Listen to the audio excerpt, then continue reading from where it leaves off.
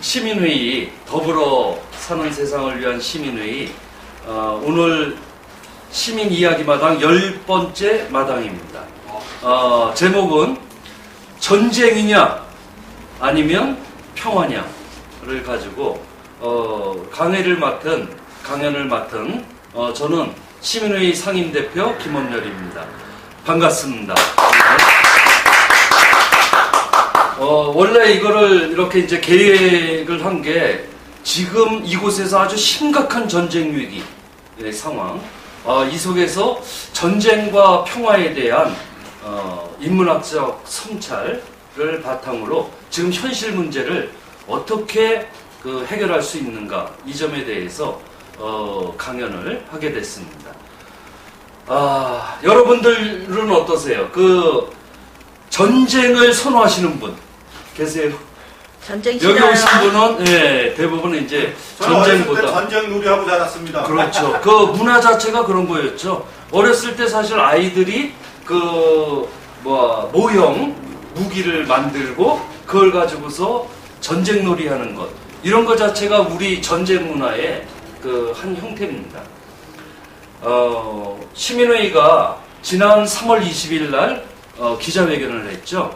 그게 바로 미국 대사관 앞에서, 그리고 서한을 전달하고, 그리고 중국 대사관에 가서 또 기자회견하고 서한 전달하고 같은 날, 그리고 마지막으로 청와대 앞에 가서 또 기자회견하고 서한 전달을 했습니다.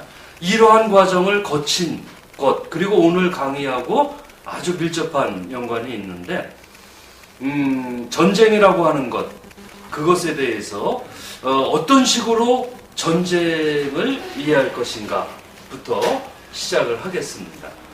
여러분, 전쟁 하면은 여러 가지로 설명을 하는데, 소극적으로는 전쟁이라고 하는 것 자체를 국가와 국가 간의 무슨 대결, 그리고 그 대결이 이제 전쟁의 형태로 이렇게 나타나는 것, 이렇게 얘기를 하는데, 사실은 전쟁이라고 하는 것 자체가 여러분, 이게 전쟁,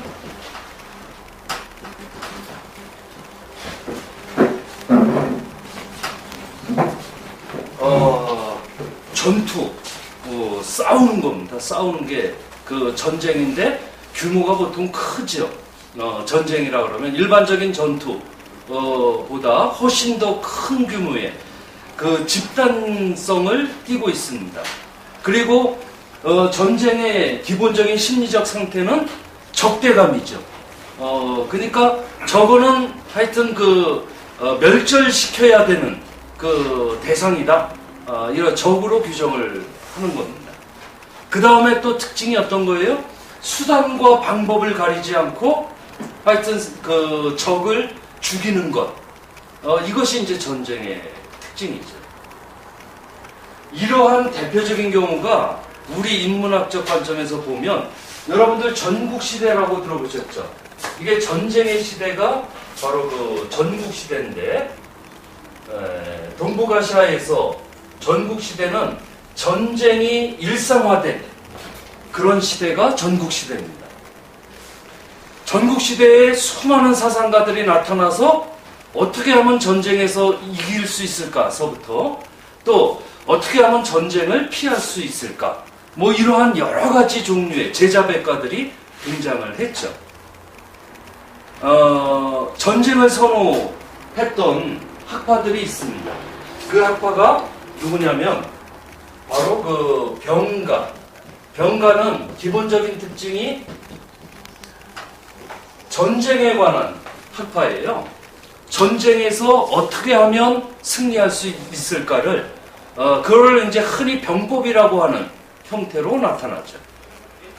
병가뿐만 아니라 전쟁에 대해서 아주 적극적으로 내세웠던 거에는, 이 병가는 아주 실질적인 전쟁의 기술을 다뤘다면, 국가 전체로 볼 때는 바로 법가. 이 법가는 부국강병을 통해서 적을 침략하고 다른 제후국들을 침략해서 영토를 늘리고 하는 이러한 것을 아예 국가 운영 원리로서 제시를 하고 있죠. 매우 그러니까 전쟁을 선호하는 학파예요. 우리 시대에서는 어때요? 이런 병가나 법과 같은 그런 유형의 사람들이 없는가? 있습니다. 지금 최근에 전쟁 위기 상황에서 그래 한번 붙어보자, 맞짱 뜨자, 북하고 뭐 이렇게 주장하는 사람들이 있어요. 호전적으로 이런 거는 일종의 법가나 병가의 어떤 사상, 그 법도 온갖 악법을 동원해서 사람들의 입을 막고 인신을 구속하고 뭐 이런 식의 행태를 벌리죠. 그렇다면 이 전쟁에 대해서 기본적으로 침략 전쟁은 반대하지만 정의로운 전쟁을 내세우는 학파가 있었습니다. 제자백가 중에 혹시 아세요? 여기 계신 분들 중에 한비자? 상황? 한비자나 상하이나 이런 거는 이제 법가 계열 손자리예요. 손자. 손자는 병가 계열. 손자도 기본적으로는 전쟁에서 승리하기 위한 그러한 방법을 제시한 거죠. 손자병법이나 뭐 이런 거는 바로 육아입니다. 육아. 육아. 예. 공자 같은 경우는 일반적인 침략 전쟁, 공자를 필두로 해서 이 육아들의 생각은 뭐냐면 일반적인 침략 전쟁은 반대하지만 정의로운 전쟁 이거는 용납을 해요. 육아에서도. 그래가지고 사실 현대 사회에서 어떤 나라든 전쟁을 일으키고 침략할 때 정의를 내세우지 않는 나라가 없어요. 그런 나라는 다 정의를 내세우죠. 예를 들면 미국이 이라크를 침략하고 이럴 때도 내세웠던 게 정의예요. 그리고 대량 학살 무기가 이라크에 있다는 거죠. 후세인 정권에. 그랬는데 사실은 그거는 거짓말이었고 사기였던 거죠. 하여튼 육아는 공자를 필두로 해서 정의로운 전쟁은 내세워요. 그러나 기본적으로 전쟁에 대해서 침략 전쟁, 명분 없는 전쟁 이런 거에 대해서는 반대를 하죠. 자, 그러면은 우리가 지금 주제가 전쟁과 평화인데 이 중에 전쟁의 가장 핵심적인 특징이 뭐냐? 바로 폭력성입니다. 폭력성. 전쟁을 어떻게 규정하느냐에 따라서 다른데 이 전쟁의 폭력성의 문제에 있어서 요거에 대해서 반대했던 반전이 전국 시대에도 반전을 주장했던 전쟁을 반대하는 크게 두 종류가 있어요. 뭐냐면은 첫 번째는 국가는 그 다음에 설명하고요. 도가 같은 경우는 도가는 전쟁에 대해서 반대했습니다.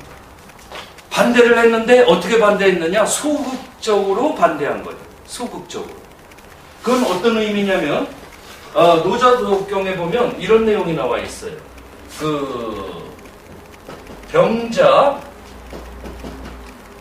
병자는 뭐냐? 불상지기하라. 불상 여기다 쓸게요. 지기.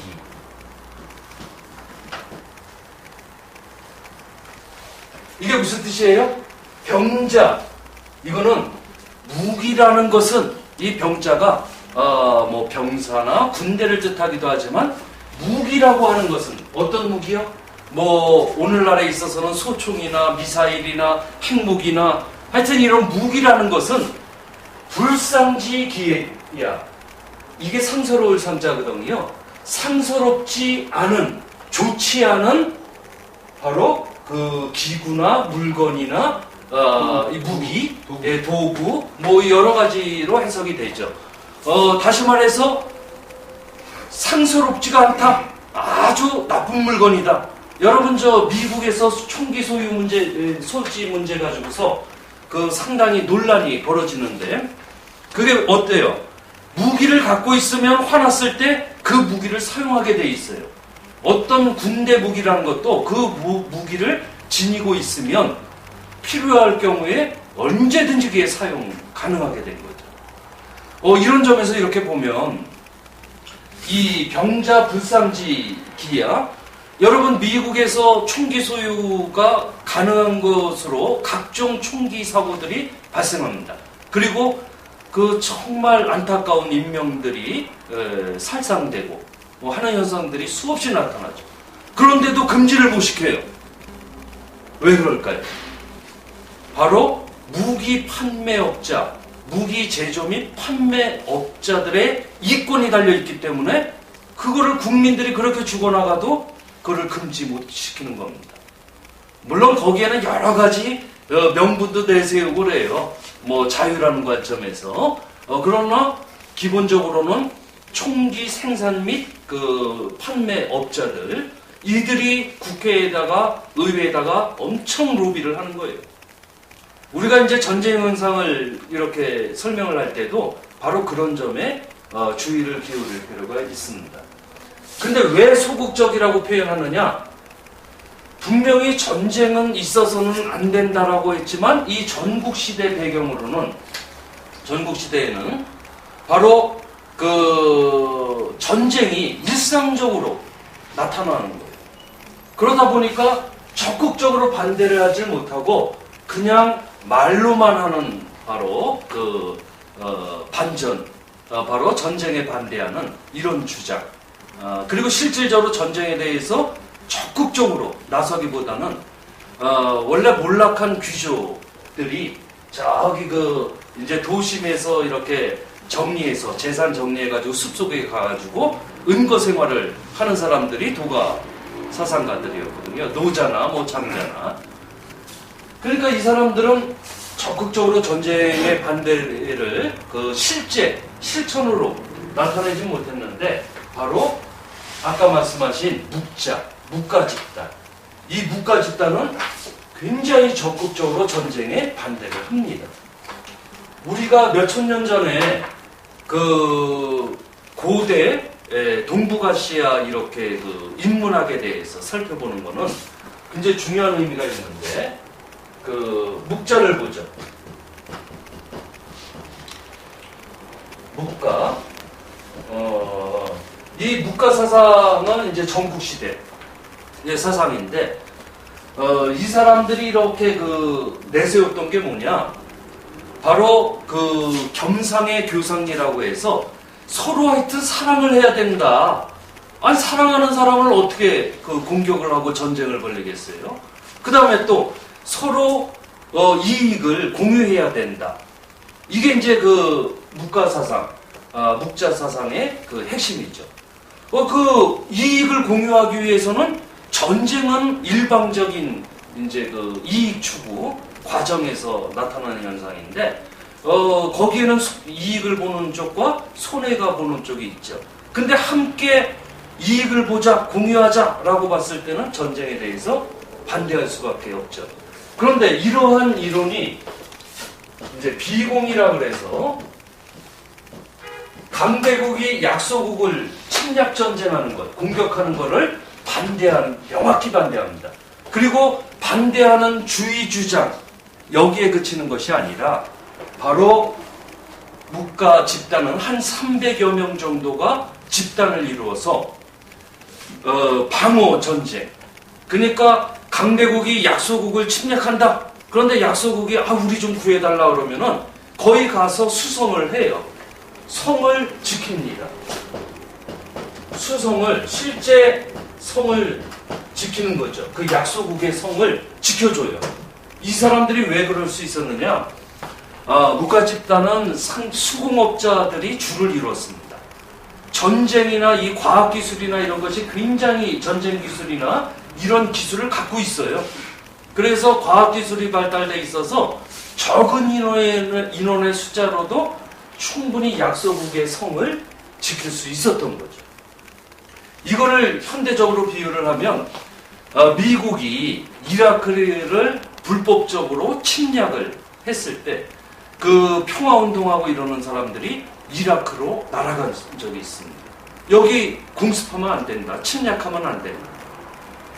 이거는 말하자면은 고대 묵가사상의 그 실천가들이라고 할 수가 있죠. 오늘날로 예를 들면.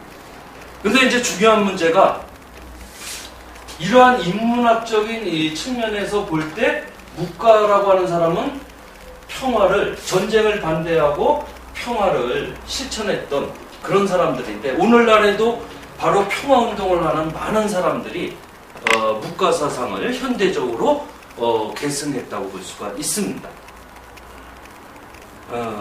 평화, 전쟁의 문제를 다룰 때 이 묵자는 확실히 그 평화라고 하는 측면에서 아주 대표적인 사상가인데 오늘날에도 평화운동을 하는 다양한 사람들이 있죠. 자, 이 평화운동을 한다 그랬을 때 이 평화는 어떤 의미가 있을까요? 여러 가지로 설명이 가능한데 평화라고 하는 거를 이제 중국에서는 화평이라는 표현으로 많이 써요. 근데 평화의 이제 그 기본적인 특징은 전쟁이 없는 상태를 평화라고 일반적으로 얘기를 하는데 그러나 더 중요한 건 뭐냐? 구조적인 폭력, 그러니까 폭력 일반이 없는 상태이자 그 사회가 매우 안정돼 있고 그 다음에 그 심리적으로 편안한 상태, 그것을 이제 평화라고 볼 수가 있죠.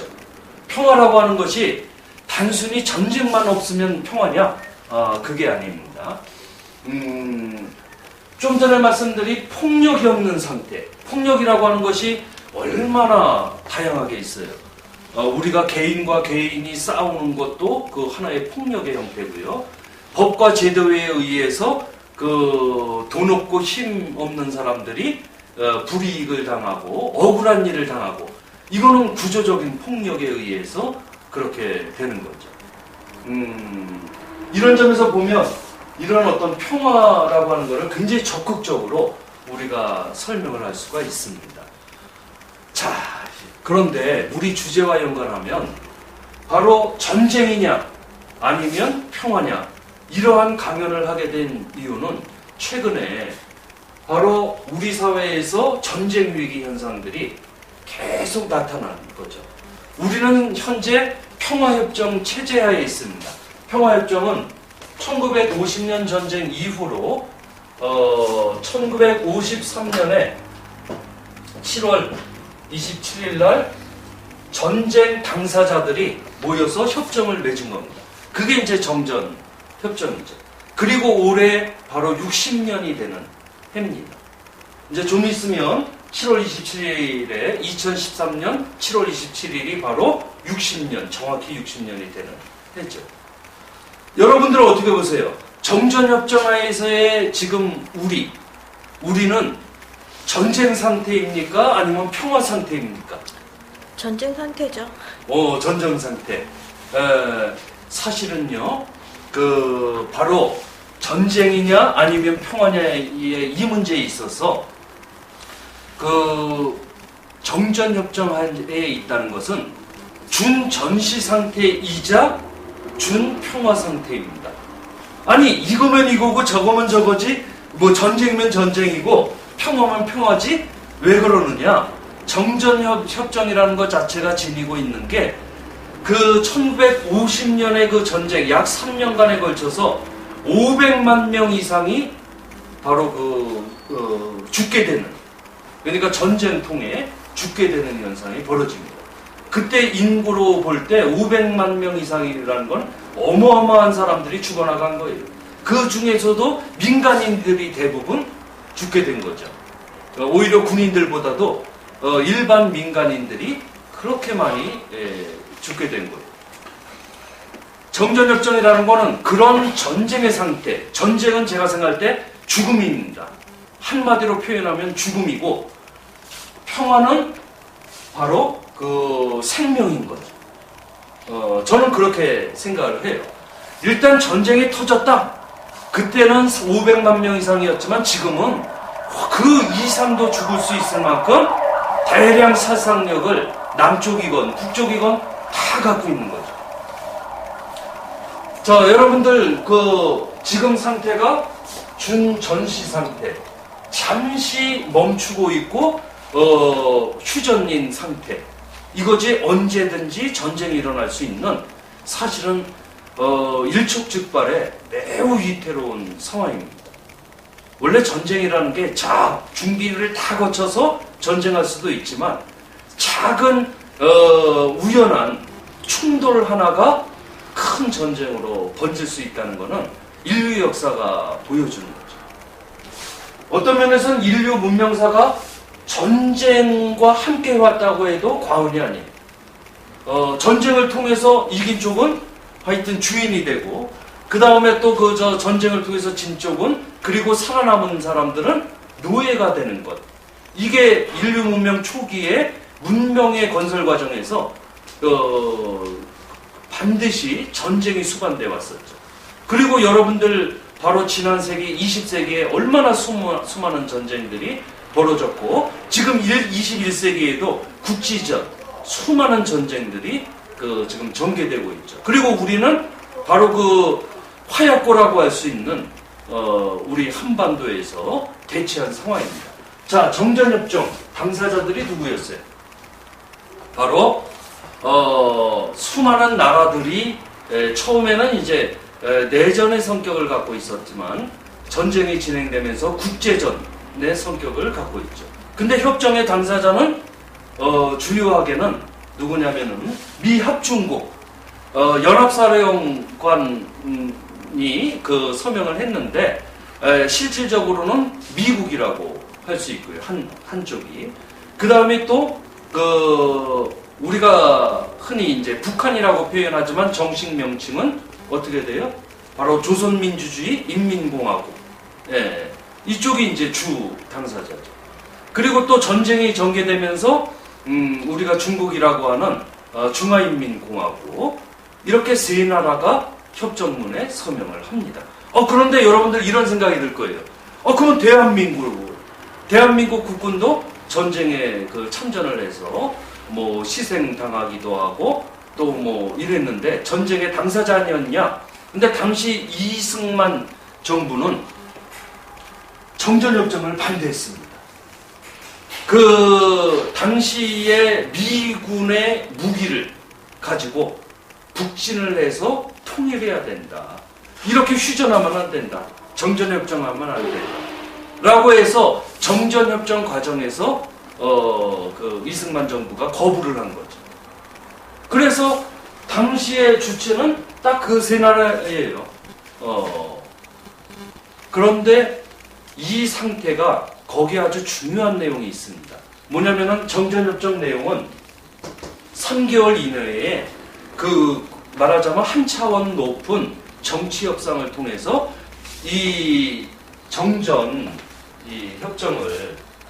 이 정전을 평화 협정으로 이제 만들도록 그렇게 건의하기로 돼 있습니다. 그러니까 각각의 정부에 거기 협정문에 있어요. 정전협정문에.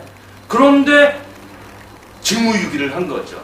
이 세 주체들이 나몰라라 하고 이 정전협정 준수를 제대로 안 한 겁니다. 그 결과가 세계 유례가 없는 거예요. 60년간 정전협정 이후에 60년간이나 이렇게 불안한 상태로 이어져 오고, 그리고 남북이 각기 전쟁 훈련을 하고 뭐 이런 걸로 위기를 고조시키고 뭐 이런 것들. 선생님, 제가 좀 예. 질문이 있는데요. 예, 말씀하세요. 이승만이 이 사람이 예. 별로 잘했진 않았어요. 예. 근데 우리나라 입장으로서는 예. 북한이든 남한이든 통일하는 게 맞기 때문에 예. 이승만이가 우리는 이제 통일을 해야 되기 때문에 정전협정이 못하겠다. 이게 좋을 수도 있고 나쁠 수도 있긴 한데 어쨌든 우리가 피해자가 당사자인데 그 말을 했다고 해서 우리가 거기 못 들어간 건 이해가 좀 안 돼서 왜 우리가 주체인데 사실은 거기에 아주 핵심적인 내용이 있는데요. 전쟁 이후에 군 그 통수권을 이승만이 넘겼습니다. 연합사령부에. 예, 그러니까 미국에다가 넘긴 거죠. 미국에. 우리가 전쟁이 나서? 예, 그렇게. 전쟁이 나서 해서 아예 그쪽에 넘겼어요, 미리. 씨. 예. 그리고 나서 요 정전협정 그런 이유 때문에도 그렇지만 실제로 그 정전협정을 반대하기 위해서 관제 데모를 일으키고 이랬었죠. 그리고 그 북쪽에 서해안 지역을 군대를 보내서 공격도 하고 이승만 정부는 그랬었어요. 그랬는데 그것이 큰 골칫덩어리가 됐었죠. 근데 정전협정의 내용을 보면 이렇게 휴전선 내륙은 확실한데 휴전선에 의해서 정전협정으로 이렇게 이제 전쟁 상태를 멈추는 것. 이 바다에 대해서는 특별한 규정이 없었던 거예요. 그래서 북방한계선 NLL을 설정한 것도 하도 이렇게 이 서해안 쪽으로 군대를 보내서 문제를 일으키니까 그 연합사령부가 군 통수권이 있었기 때문에 작전권이라든가 이런 것. 그래서 아예 그 이상 위로 올라가지 못하게 북방한계선을 바로 그 연합사령부가 임의로 설정을 한 거죠. 이거는 정전협정 내용하고 또 다른 문제. 다른 문제죠. 하여튼 중요한 거는 이렇게 정전협정이 된 상태, 이게 너무 불안하게 60년간을 우리가 지내왔다는 점. 이래가지고는 삶의 질이 얼마나 열악해요. 아까 전쟁놀이 하셨다 그랬잖아요, 어렸을 때. 요즘에는 이제 게임으로 전쟁놀이를 애들이 하지만 이 군사문화, 전쟁 문화가요, 우리는 굉장히 뿌리 깊게 남아있습니다. 예전에는 군대에서 군사문화가 우리 사회를 지배했죠. 그게 왜 그런 거예요? 1961년 군사쿠데타로 정권을 잡은 이후로 정부의 요직은 다 육군사관학교 출신들이 차지하고 이러면서 사회에도 전부 군사문화, 사실은 그때 당시에 이제 행정상의 효율성 이런 거는 있어요. 군대가 그러나 그거는 작은 부분이고 군사쿠데타를 통해서 권력을 잡고 나니까 사회 일반이 출세하려면은 육군사관학교 가야 되는 걸로 생각했고 그 다음에 또 사회 곳곳에서도 군사문화가 일반화되어 있는 거죠. 그리고 대한민국 국민 중에 남자들의 경우는 신체가 멀쩡하고 이러면 군대 생활을 하게 돼 있어요. 저도 군대 생활을 현역으로 꽉 채우고 왔는데 그러면서 그때 당시에도 전쟁 문제라든가 평화 문제 이런 거에 대해서 고민을 했는데 학교 대학에 딱 보면 군대 갔다 온 사람들이 또 이 군사 문화를 전파하는 역할을 하고 고등학교나 대학교에서는 교련이라 그래가지고 군사훈련을 받고 이랬었죠. 그랬는데 이제 문민정부 되고 이후에 진행이 되면서 우리 사회가 이제 점점 군사 문화를 극복하는 쪽으로, 그건 민주화 운동의 성과죠. 그랬는데 이렇게 또 다시 이 위기 상황 속에서는 군사 문화가 다시 발흥하게 됩니다. 네. 그래서 이런 문제들을 바라보면서 어떻게 이 문제를 해결할 수 있을까 해서 제가 여러 가지 연구를 해보니까 정전협정을 평화협정으로 바꾸지 않는 한, 다시 말해서 지금과 같이 이렇게 분단된 이런 준전쟁 체제를 하여튼 평화체제로 바꾸지 않고는 불안해서 못 살겠다, 일반 국민들이. 이런 생각을 했습니다. 그래가지고 제가 아고라에 서명 운동을 한번 시작을 해봤죠. 그랬더니 호응이 좋더라고요. 왜냐면 평화를 사랑하는 사람들이 훨씬 더 이제 많다는 것을 느꼈고, 그래가지고서 현재 2013년 7월 27일까지 온라인상에서는 727명 정도의 서명을 받고 1차로 그러면서 이제 평화협정을 촉구를 하려고 그러는데, 이 과정에서 시민회의가, 더불어 사는 세상을 위한 시민회의가 기자회견을 지난주 수요일이죠. 바로 3월 20일 날 했습니다. 바로 정전협정 당사자들이 미국이나 중국, 그 조선민주주의 인민공화국의 경우는 우리가 따로 연락사무소조차 없고 지금은 완전 연락 자체도 단절이 된 상태래 가지고 일단 그 기자회견문에만 밝혔죠. 어떤 식으로 해야 되느냐? 그런데 거기에 이제 문제를 제기하는 사람들이 있어요. 전문가들 같은 경우는. 아니, 우리는 정전협정 당사자가 아닌데, 뭐 청와대 가서 왜 요구를 하냐. 그런데 중요한 게 있습니다. 뭐냐? 평화협정의 당사자로서의 실체가 대한민국 정부기도 합니다. 그러니까 지금 전시작전권은 미군에게 있지만, 그러니까 그 명목상 연합사령부 의 사령관, 다시 말해서 미군 대장이에요. 미군의 그 별 4개짜리가 바로 연합사령부의 지금 사령관이니까, 거기에 달려있지만 국가적인 그 실체로서 대한민국은 분명히 평화협정의 당사자가 돼야 된다라고 하는 걸 전제로 하는 겁니다. 그거는 뭐냐면은 60만이 넘는 그 군대가 지금 남쪽에서, 휴전선 남쪽에서 존재하고, 그리고 또 대한민국이라는 국가가 물론 북도 국제연합 유엔의 국가죠. 그리고 우리도 동시가입을 예전에 했었잖아요. 그래서 이 평화협정의 당사자다라고 이제 한 건데, 첫 번째는 즉각 전쟁을 유발시킬 수 있는 대규모 군사 훈련, 전쟁 훈련일 수 있는 이런 거는 남쪽의 한미 연합 훈련이라고 하는 전쟁 훈련, 이거 멈춰야 됩니다. 북도 국가급의 무슨 총동원해서 하는 군사 훈련, 전쟁 훈련, 이거를 중단해야 된다. 첫 번째. 그게 협약에 있는 건가요? 예? 그게 협약에 정전은 원래 그 전쟁 훈련, 거기에 핵심은 뭐냐면 외부로부터 거기 중요한 게 뭐냐면, 첫째, 외국 군대는 철수한다. 정전협정에. 그래서 중국은 철수를 했습니다. 우리나라는 철수. 근데 미국은 철수 안 했죠. 네. 정전협정 위반입니다. 그 다음에 두 번째, 외부로부터 그 무기를 들여와서는 안 된다. 우리는 무기 수입을 하거든요. 네. 그거 잘못된 겁니다. 정전협정 위반이에요.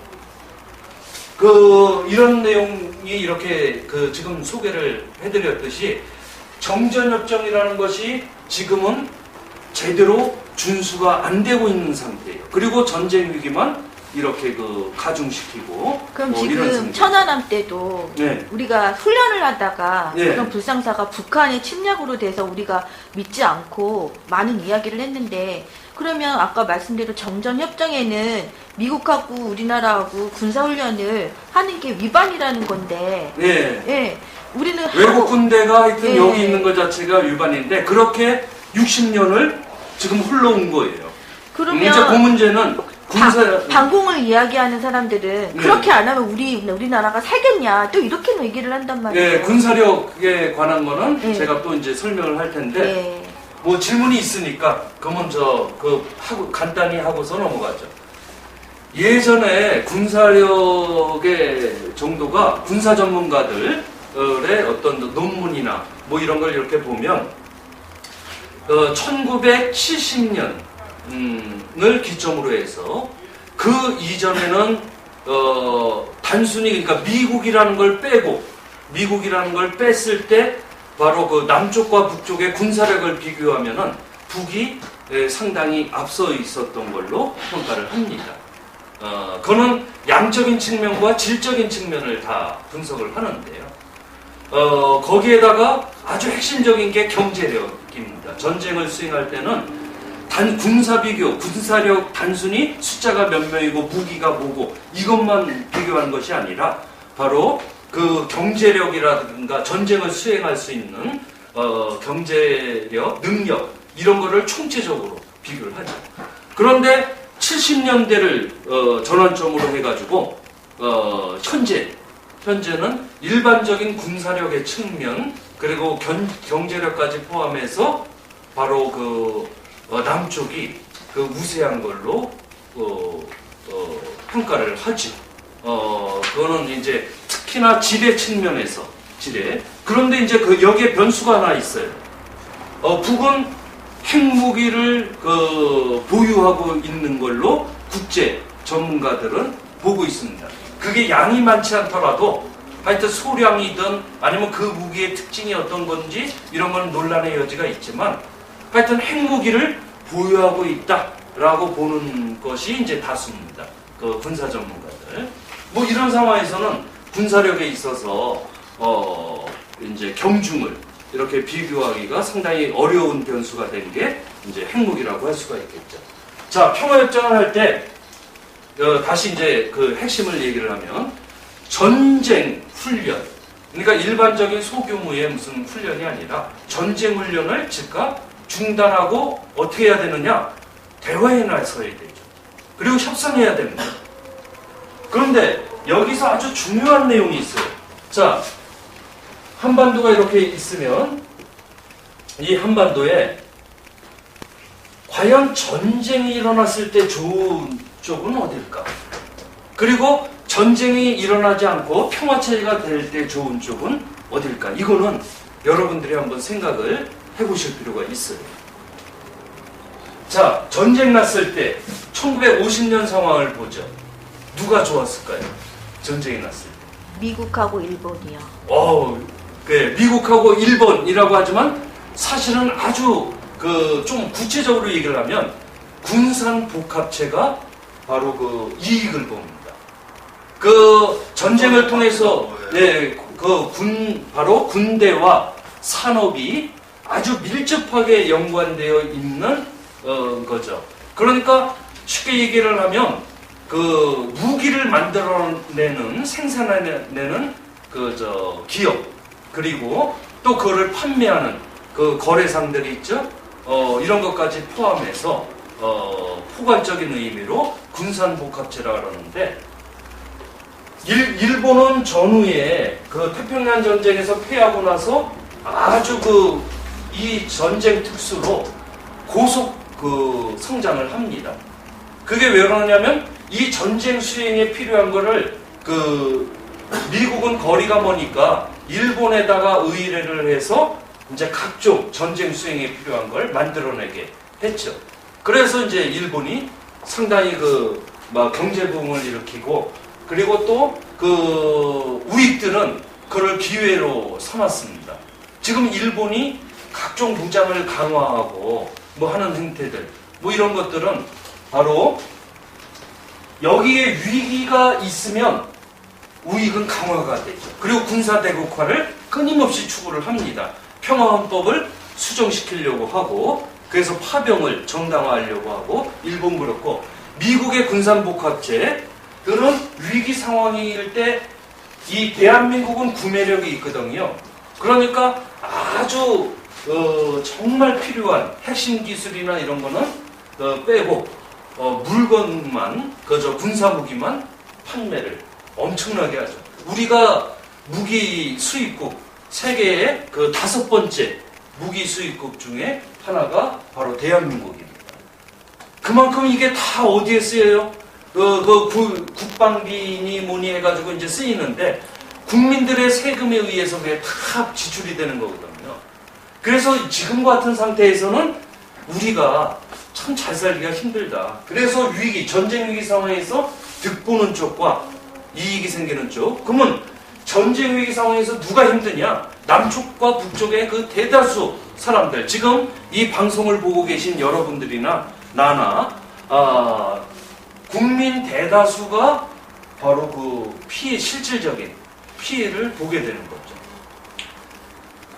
이 한반도의 문제는 사실은 동북아시아 문제, 중국이나 러시아,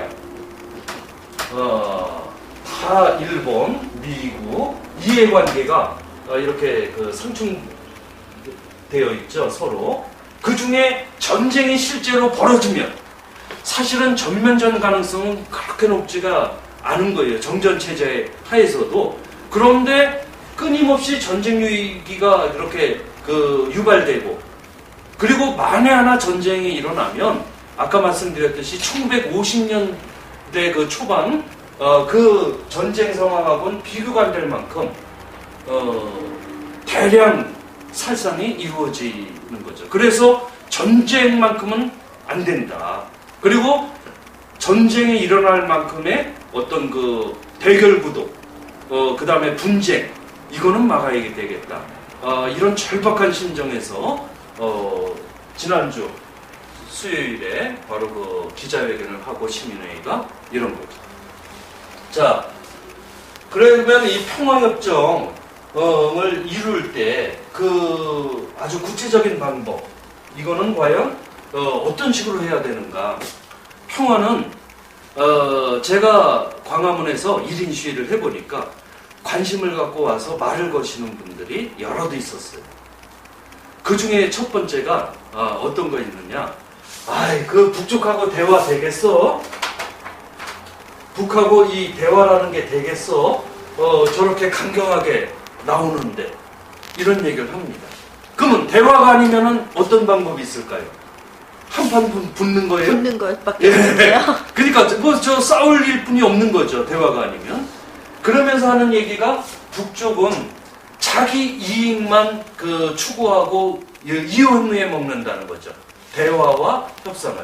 그래서 제가 뭐라고 얘기를 했느냐? 뭐라고 얘기했느냐? 대화나 협상이라는 것은 서로가 서로를 자기 이익을 추구하는 거다. 그리고 서로 이용하는 거다. 대화나 협상의 장에 나왔다는 거는 바로 서로가 자기 이익을 추구하면서 절충하고 합의하고 이런 과정이다. 그래서 전쟁은 우리가 공멸하는 거기 때문에 다 함께 죽는 길이에요. 이거 어느 쪽이든지 전쟁이 일어나면 우리 민족 대다수는 다 죽을 수밖에 없죠. 그러니까 대화나 협상이 유일한 방법이다. 근데 기자회견문에서도 밝혔듯이 그러면 누구에게 대화를 촉구할 것이냐? 대화는 어떻게 해야 되느냐? 바로 일단 남과 북이 대화를 시작해야 됩니다. 대화를 시작하려면 남쪽에서건 북쪽에서건, 다시 말해서 대한민국 정부건 조선민주주의 인민공화국이든 서로 특사를 보내야 됩니다. 어느 쪽이든지 먼저 보내야 되는 거예요. 해서 일단 대화의 물꼬를 터야 되는 거죠.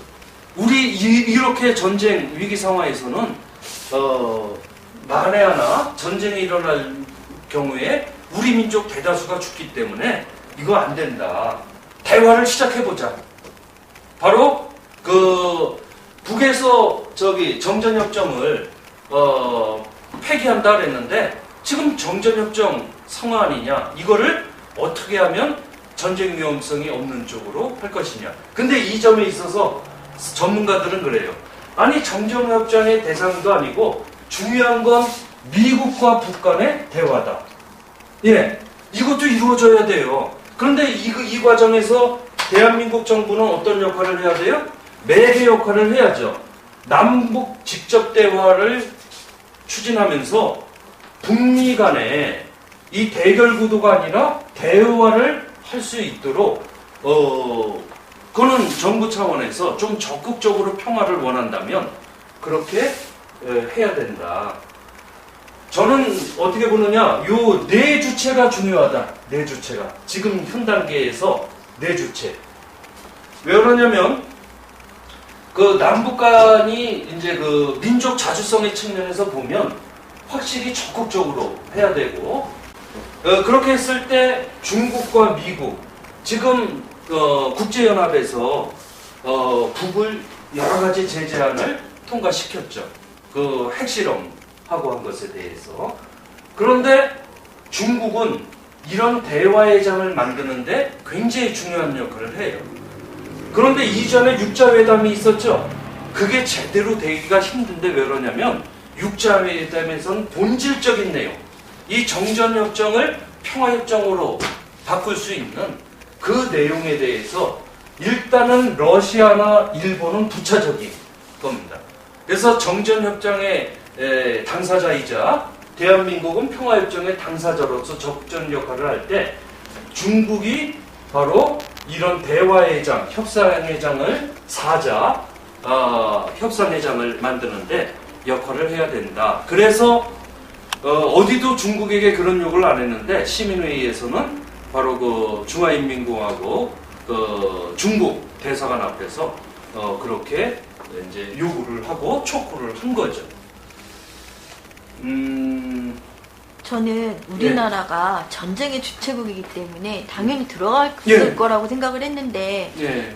대부분의 국민들도 모르잖아요. 예, 모르죠. 우리가 예. 협상의 주체가 아니라는 걸 아는 예. 순간 정말 실망을 하고 그럴 것 같은데 예. 그러면 이렇게 북한이 우리 대화를 안 할 것이다. 북한도 하나의 국가로 인정을 해야 되는 게 맞지 않아요? 그렇죠. 국제연합의 지금 국가죠. 근데 우리나라 사람들 소위 반공 얘기하고 언론이나 이런 데서 얘기하면 북한은 뭐 옛날에도 반공 교육할 때 보면 뭐 괴물이니 뭐니 이렇게 예, 인식하듯이 북한이란 나라를 말도 안 통하고 지들 이득만 따지고 아까 말씀하신 대로 그런 나라로 낙인을 찍어서 아까 말씀하셨듯이 뭐 얘기해봐야 뭐가 되겠어 하는데 네.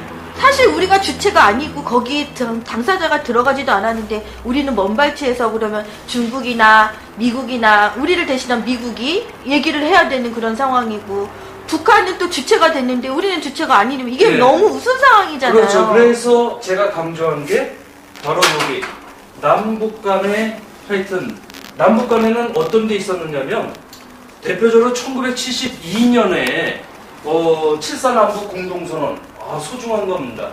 그 중에 하나인 민족대단결은 이러니 저러니 해도 하여튼 우리 같은 민족끼리 서로 이렇게 대결하고 이러는 것이 아니라 바로 그 단결의 정신에 충실해야 된다. 1972년에 그 7.4남북 공동선언 그리고 1991년에 협상을 시작을 해가지고 그리고 1992년 남북 기본합의서라고 그거는 소중한 합의예요. 고위급 회담을 거쳐서 이루어진 거죠. 우리가 정쟁의 주체국이 아님에도 불구하고 그게 됐기 때문에 있었죠. 우리가 92년에 어떤 역할을 할 수 있는 건가요? 그러니까 남북 기본합의서를 통해서 그거를 비준을 해야 되는데 북에서는 비준이 이루어졌어요. 우리 국회에서 비준이 안 이루어졌습니다. 예, 그 합의서가 국회에서 비준이 돼야 되는데 미뤄진 거죠. 그 다음에 중요한 게 2000년에 바로 그 6.15 남북 공동선언. 그거 획기적인 거였죠. 그랬는데 서로 합의는 했는데 계속 그게 이행이 제대로 실천이 잘 안 된 거예요. 소중한 성과인데. 물론 그 전문가들은 이제 각각 그런 어떤 공동선언 이런 거에 문제점 뭐 이런 것도 얘기를 하는데 대의로 볼 때는 하여튼 평화 체제를 구축하는데 굉장히 소중한 남북 간의 합의죠. 그리고 2007년에 바로 그 14 남북 공동선언 정상선언이라고 하는 건데요. 남북 정상선언.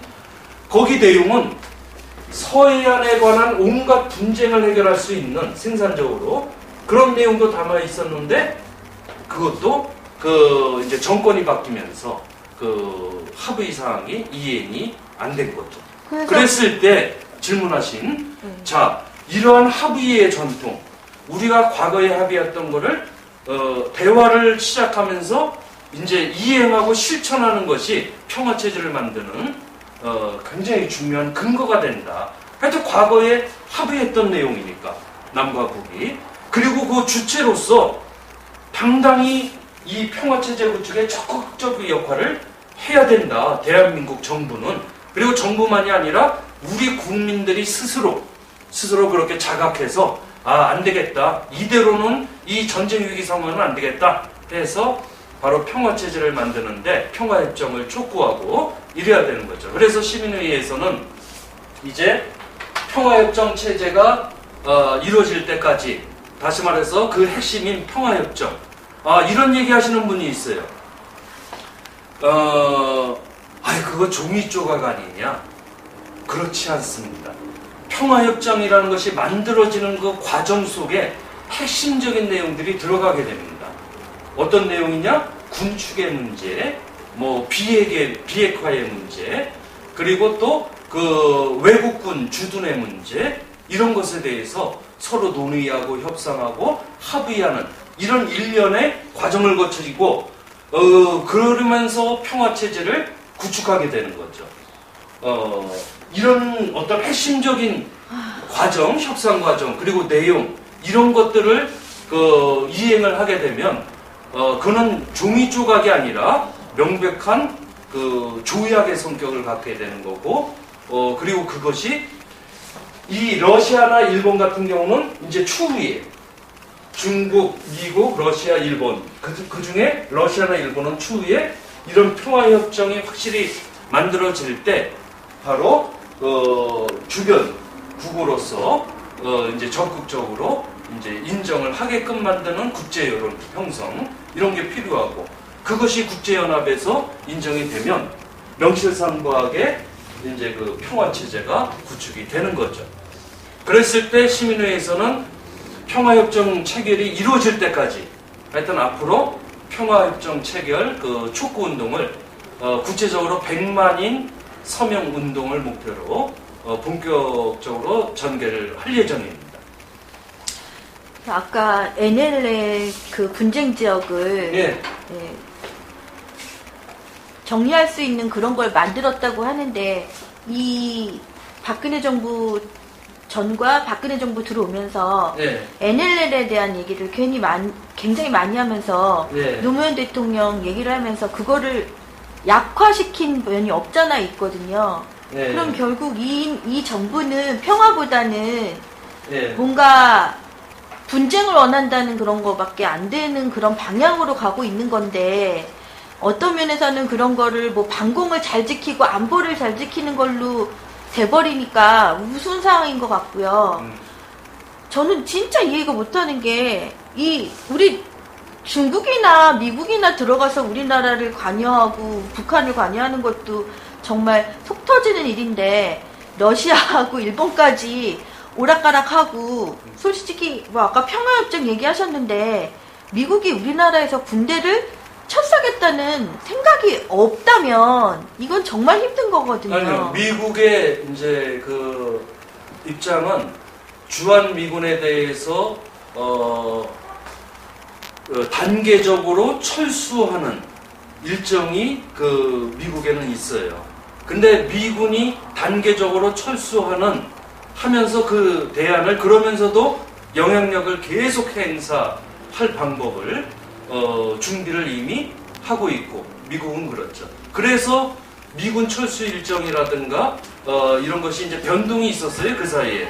그런데 중요한 건 뭐냐면, 우리가 이게 우리 대한민국의 장성들, 별들이, 원래 군인이라는 것은 명예와 자부심 이런 거 하나로 살아가는 사람들인데, 아니 스스로 전시작전권이라든가 이런 거 없는 상태.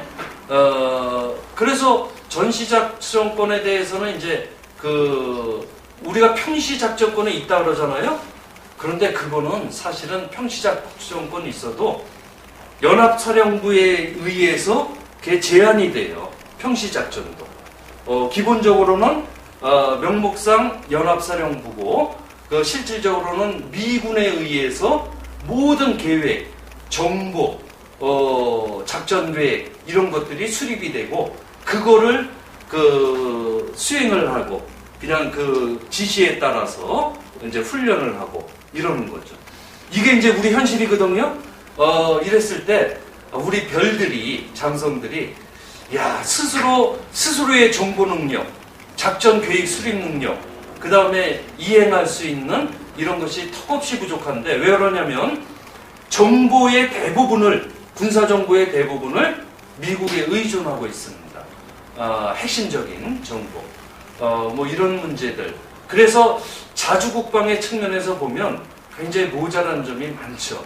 근데 이제 핵심은 뭐냐면, 이러한 것이 대화와 협상을 통해서 서로 합의가 되고 평화협정이 만들어지는 과정에서 어떤 주둔하고 있는 미군의 문제라든가 뭐 이런 문제도 충분히 해결될 수 있을 텐데, 문제는 과연 포기하겠느냐 이거예요. 네. 뭐냐면 군산복합체가, 그렇죠. 미국의 군산복합체가 포기하겠느냐, 위기 상황을 계속 즐기고 이익을 추구할 텐데 이거를 국민 여론으로 바로 평화협정 체결을 촉구하고 요구하고 하는 이런 스스로의 자각과 국민들의 그런 요구가 절실히 필요하다.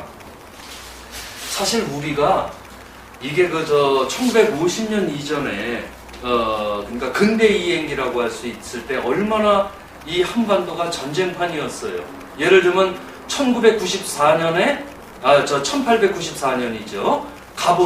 가보년의 청일전쟁, 일본과 당시 청나라와의 그 전쟁이 한반도에서 있었고, 또 1904년 그 러일 전쟁, 일본은 이제 대리 전쟁을 한 거죠. 미국과 영국을 대신해서 이제 러시아하고 이제 붙게 된 건데, 이러한 것들, 이런 전쟁판, 그리고 또 거치고 나서 이런 일제강점기의 독립전쟁을 거치고, 그리고 바로 1950년 한국전쟁에서 얼마나 많은 사람들이 희생을 당했습니까? 그런데 전쟁은요, 전쟁 문화라는 거는 수단과 방법을 가리지 않고 살아남는 게 유일한 목적이 돼요. 일반 사람들의 입장에서는.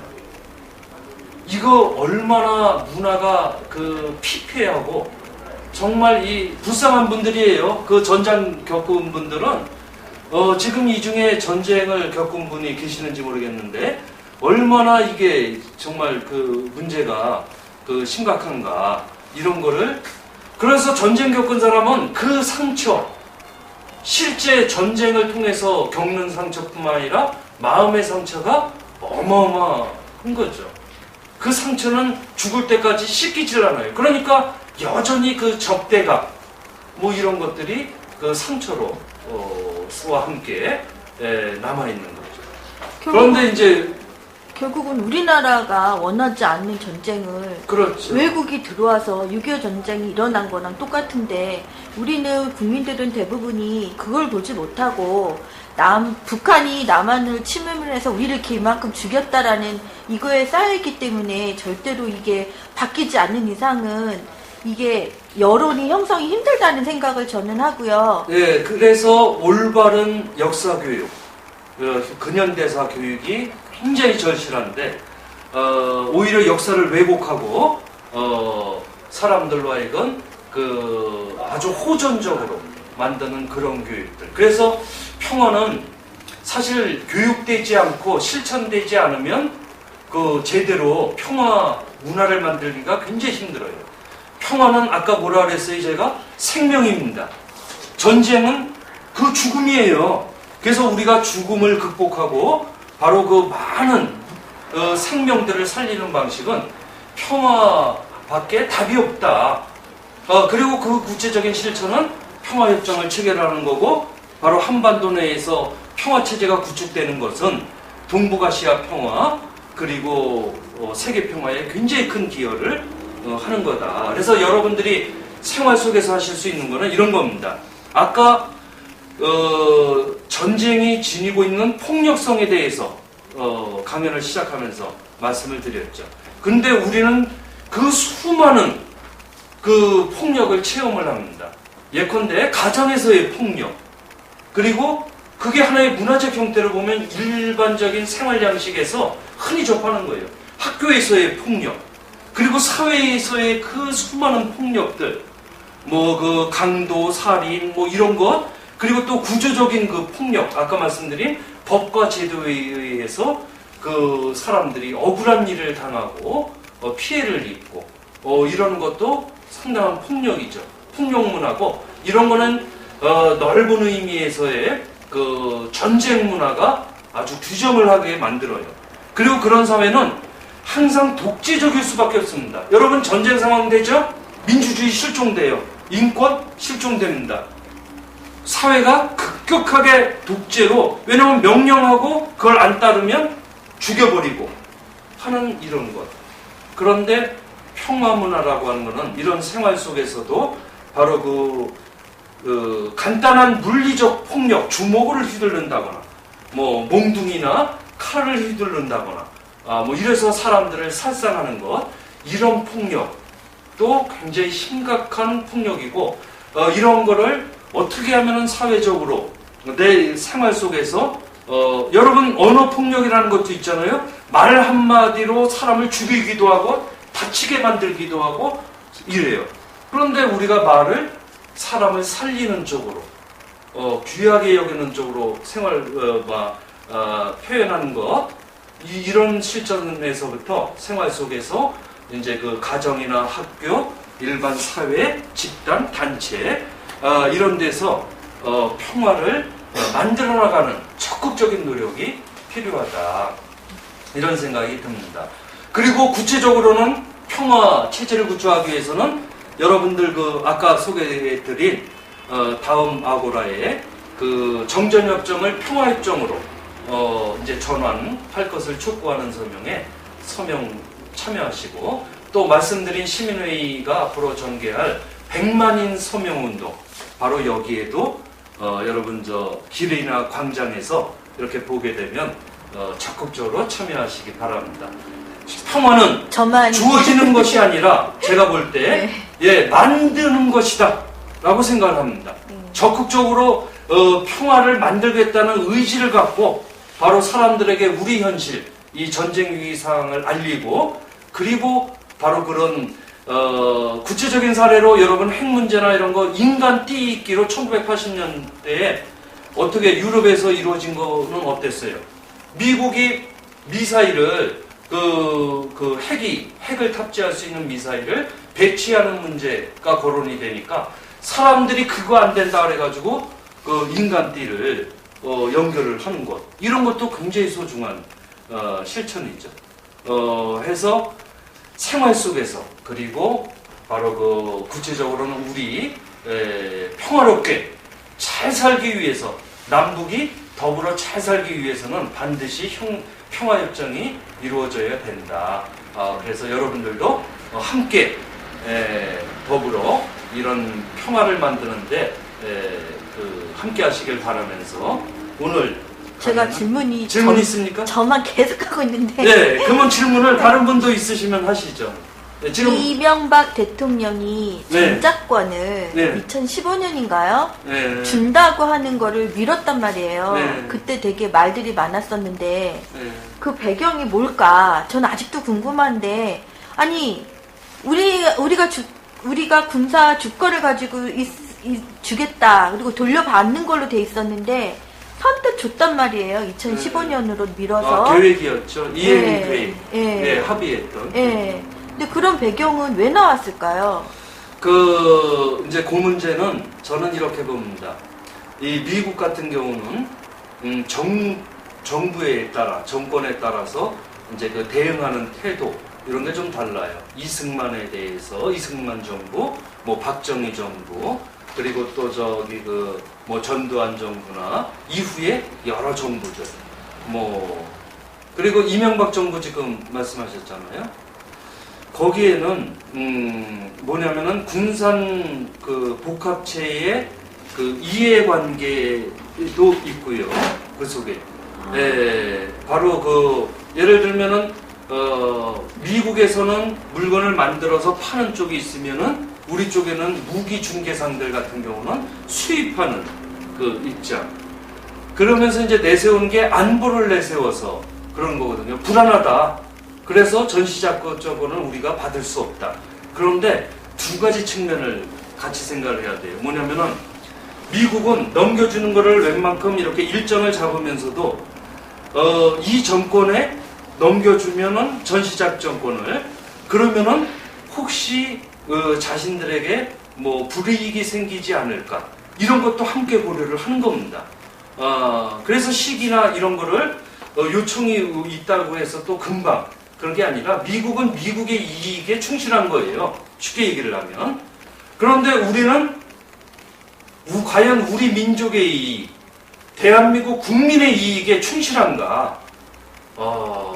제가 볼 때는 그렇지 않다고 보이는 경우가 너무나 많았고, 왜냐하면 우리 사회라는 게 나라를 팔아먹고 민족을 팔아먹고 하면서 부귀 영화를 누린 사람들이 우리 사회의 기득권을 유지해왔고 했기 때문에 그래서 그거는 아직 결론이 난 문제가 아니고요.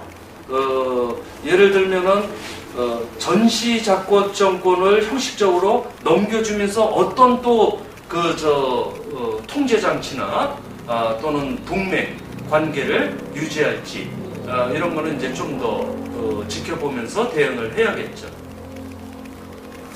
예, 뭐 다른 분들 혹시 질문 있으십니까?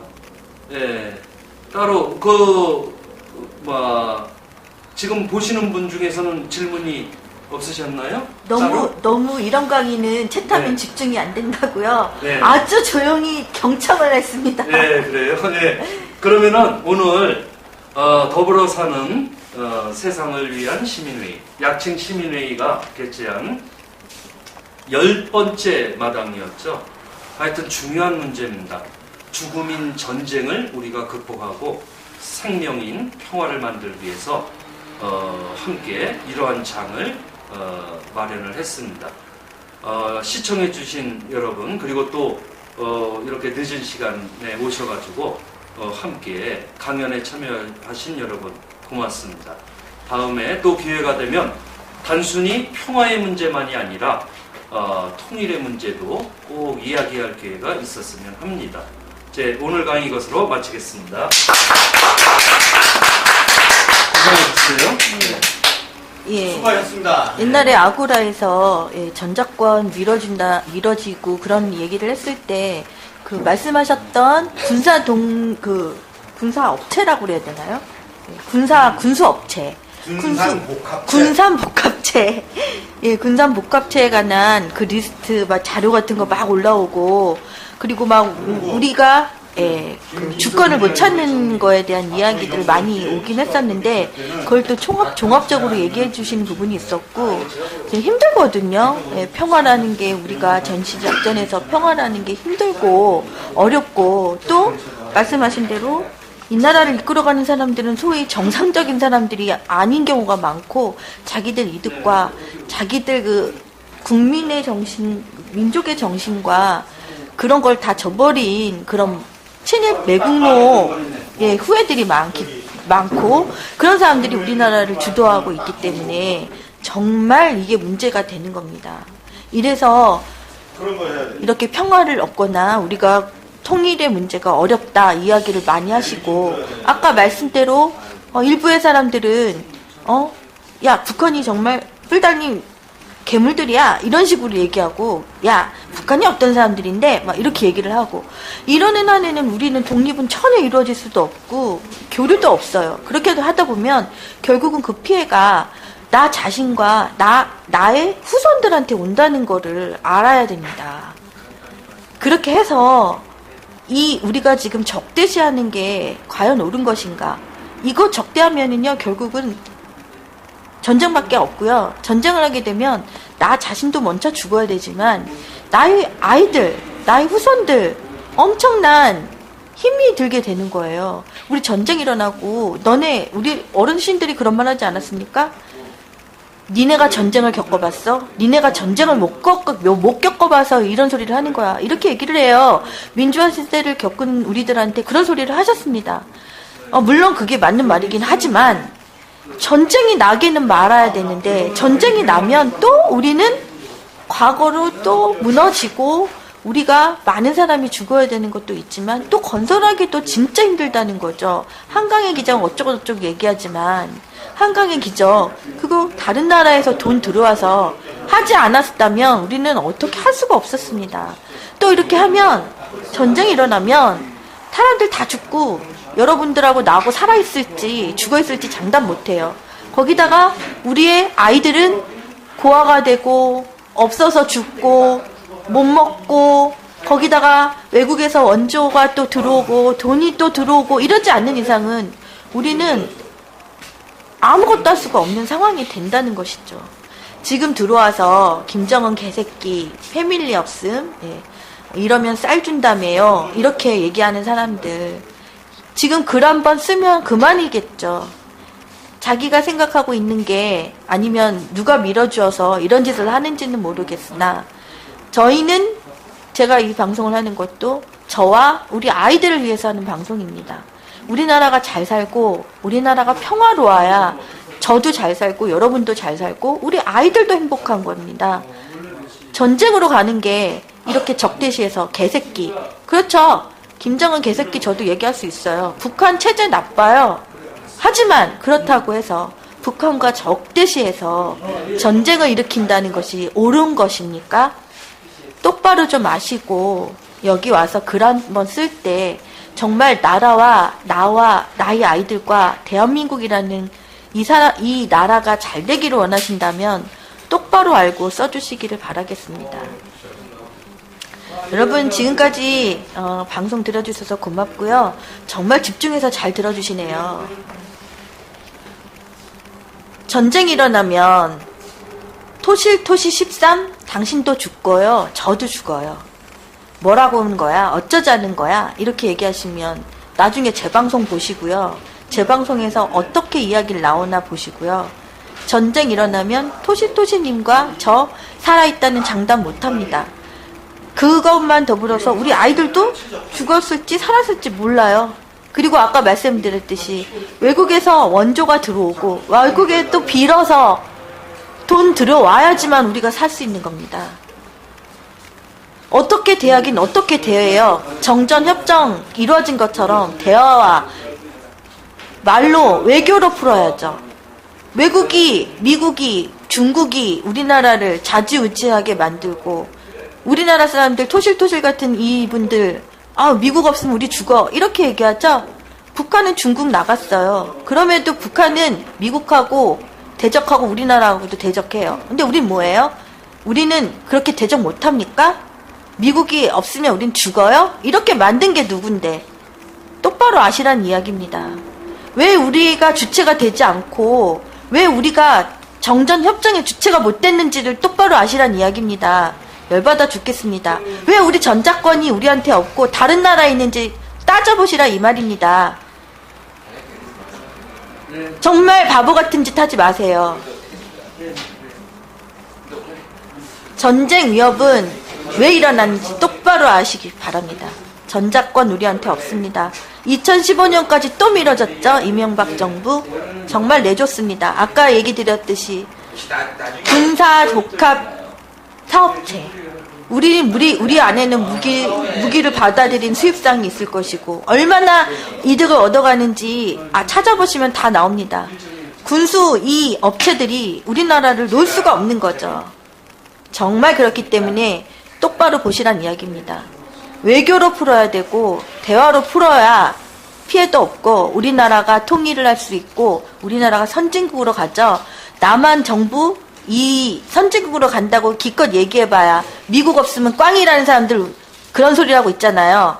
미국 아니면 우리 죽는다고 하는 사람들 우리가 선진국이에요. 그러면 열받은기 소리 얘기하지 마시고요. 토실토실 13 이런 사람들 똑바로 아시기 바랍니다. 네, 구름달빛님 정말 답답하죠? 예, 부정선거 하나 밝히기도 힘든 이런 나라가 전쟁은 제대로 하겠습니까? 정말 답답합니다. 대화를 풀어서 어떻게 사람들, 국민들 죽이지 않고 이득을 얻을까 생각보다는 어떻게 하면은 전쟁 국면으로 가서 이득을 얻고 수입을 하고 무기 같은 거 수입해서 돈 많이 벌 생각이나 하고 있는 사람들이 이 나라를 이끌어 가고 있으니 얼마나 답답합니까? 저는 여기에서 방송을 마치도록 하고요. 별들의 분양님, 구림달빛님, 우리 매니저들 있으실 텐데, 매니저님들 고생하셨고요. 또 이 방송은 다음 팟 유튜브 제 방송국 영상 클립에 올려놓습니다. 많이 퍼다주시기 바랍니다. 김정은이도 알고 있다. 진짜 부정선거 이것도 못 밝히는 나라가 무슨 전작권도 안 가진 나라가 전쟁을 얘기하고 있습니까? 네. 여러분 감사합니다. 저보고 노고 많으시다고 구름달빛님 감사합니다. 이재님도 고생하셨어요. 참다운 선생님 고생하셨습니다. 비로그인으로 보셨던 분들도 감사합니다. 우리가 생각을 똑바로 가지고 본질을 잘 알아야 이 나라가 어떻게 돌아가고 이거를 어떻게 바꿔야 되는지 보입니다. 저는 힘이 미약하고 1인 미디어지만 더 노력을 해서 방향을 잘 볼 수 있게끔 노력하도록 하겠습니다. 내일 또 뵙도록 하겠습니다. 내일은 2시입니다. 2시에 여러분 아시다시피 내일 부정선거 학술회가 있습니다. 김여호 교수님, 한눈 변호사님, 한영수 선생님, 그리고 교수님, 이만열 교수님, 나오셔서 학술대회를 합니다. 내일 또 2시 많이 시청해 주시기 바랍니다. 5777님 감사드립니다. 매니저 고생하셨어요. 별들의 분연님 감사합니다. 비로그를 보셨던 분들 감사하고 저는 내일 또 뵙도록 하겠습니다. 재방송 방에서 또 많은 영상 틀고 있으니까 많이 봐주십시오. 감사합니다.